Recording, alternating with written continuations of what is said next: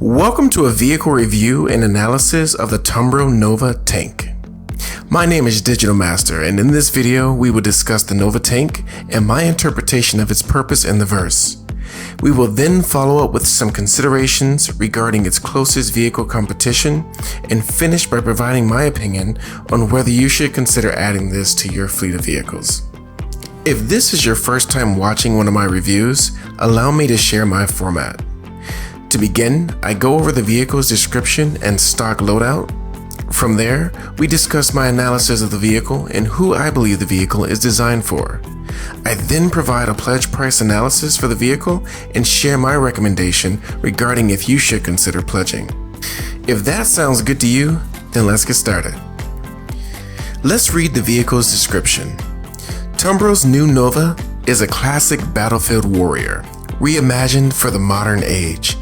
This heavy tank offers a devastating combination of weaponry to eliminate threats on the ground and in the air. One of the notable features on this tank is indeed its armor. Though not yet implemented in the game, it will provide a significant addition and impact to future combat-oriented gameplay. The tank's strength is indeed also its armor, and its size 5 cannon that can deal a massive amount of damage to anything that's in its path. It also boosts capable air defenses and infantry deterrence with its missile payload and 2 mounted anti-infantry guns. The tank is vulnerable to attack on the inner portion of its tracks as well as near the back entry door. These were confirmed to be weak points on the tank by CIG. However, the overall tank is still heavily fortified and protected.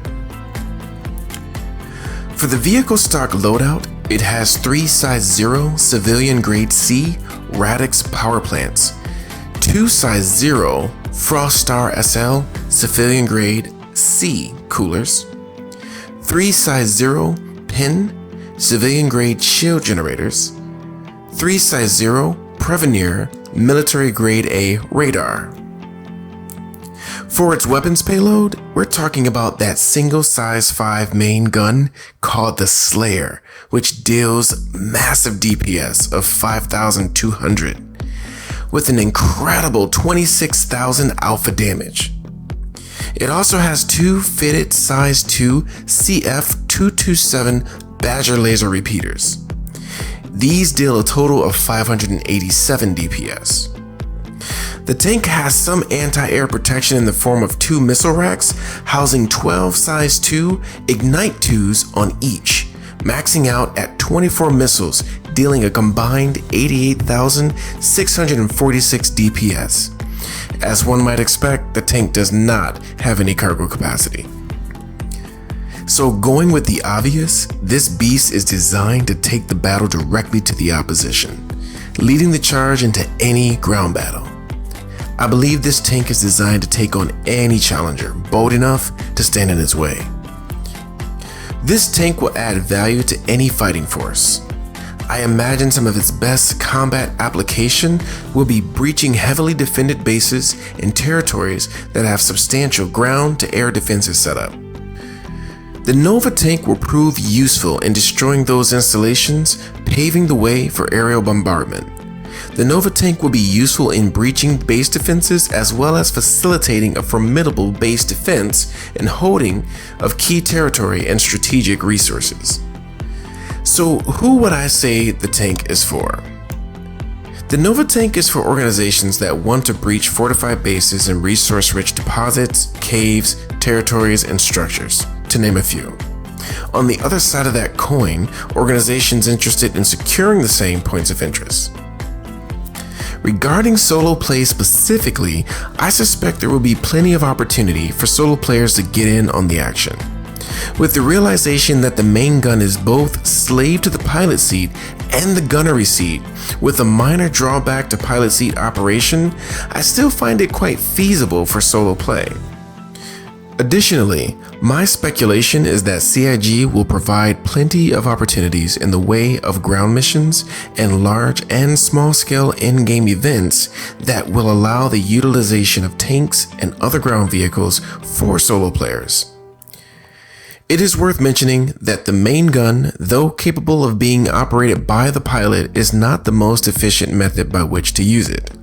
When firing from the pilot seat in first person, that is, looking through the interior of the tank, your visibility is very limited in addition to the limited mobility of the firing arc and direction of the main gun. However, you can also enter the turret view from the pilot seat, but that will hamper your ability to drive the tank. So there is a clear trade-off for piloting the tank solo. You will find that it is best used with a crew. To that end, though I do not suggest that this tank is not for solo players, I will rest on my conclusion that it is best played with a group or organization. For the pledge analysis, let me start by sharing the cost of pledging for this vehicle with real money. During the concept, this vehicle was on pledge for a war bond price of $95 and a standalone pledge price of $105. Now, before you decide, you may want to take the following into consideration. Armor tech is not yet implemented. Once implemented, it is expected to play a large role in the defense of all vehicles that possess the different types of armor. Physical armor values will impact which weapons pose a threat, in this case to the Nova tank. So the Nova tank is designed to have strong armor. Right now, as mentioned, armor tech is being worked on behind the scenes by CIG to be implemented in the near future. Vehicle armor tech will introduce a significant change to the way combat is conducted. In the current iteration of the game, armor is an arbitrary number value, as you might see in most games. Anything that makes contact and is considered ordnance, or any object traveling with enough kinetic energy or force, will chip away at that value. However, with the ambitious nature of the game that is Star Citizen, armor will be physicalized in that it will carry properties that closely mimic reality, far beyond what most games provide today. Therefore, penetration values will carry far more weight in deciding what damages a vehicle and what does not. So with all things considered, my final recommendation is the following. I honestly believe that this tank is for anyone who simply likes tanks. The main gun is both slave to the pilot seat as well as the gunnery seat. However, as mentioned earlier, there are some significant considerations to be made when piloting and firing the main gun as a solo player. To that end, I cannot allow myself to recommend this for solo play at the moment. For organizations and group play, I believe this is a great addition to any fleet. However, there is one more thing that I want to suggest. I would recommend that before pledging for this tank, wait to see what the in-game price in Alpha UEC will be to acquire the tank. Vehicles are notoriously lopsided in the value conversion from real money to Alpha UEC. You most likely will find that it is far easier and significantly less expensive to earn this tank in-game. As usual, I will always recommend earning vehicles in-game as the primary choice. However, if you really like this tank and want to further support the development of Star Citizen, this vehicle is definitely not a bad choice. So, for notable alternatives and competitors.